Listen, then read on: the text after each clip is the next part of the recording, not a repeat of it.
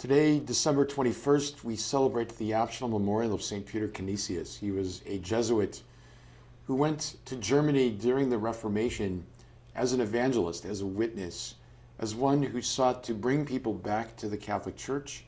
And it was a time of intense rivalry and even warfare between Catholics and Protestants. And so it took no small amount of courage to venture into Protestant territory, where many times Catholics were harassed, persecuted, and even murdered for their faith. But he went joyfully bearing the good news.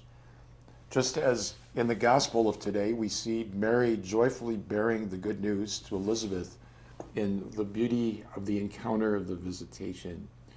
Reminds us that we are called to joyfully bear the good news to others. And I've been busy doing Zoom sessions with all of our pastors and their Go Make Disciples teams, just to see what they've been doing in these past 8 months since we talked about it last regarding our whole evangelizing initiative, Go Make Disciples. In light of our strategic planning into the deep, it may be easy to put Go Make Disciples and evangelizing on the back burner because we have this strategic planning going on.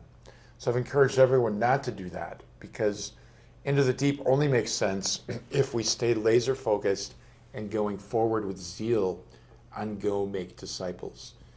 So as we gather for the holy days with family and friends, there may be people in your family or in your circle of friendship that really need Jesus, or have drifted from the church, or don't go to any church at all, or don't practice religion.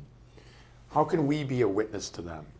Not in an overbearing way, not in an argumentative way, but how can each of us be a joyful bearer of the good news that we celebrate so beautifully and profoundly in this Christmas season? Another way to put it, who are the 2 or 3 people in your life that really need Jesus?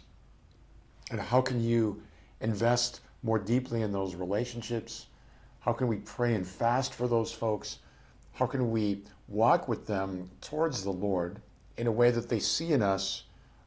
Here's what the transformation of faith looks like. Here's what faith has done for my friend or my relative, that they see in us this burning heart of love for the Lord and love for them. As we celebrate the feast of Peter Canisius, we think of all of that.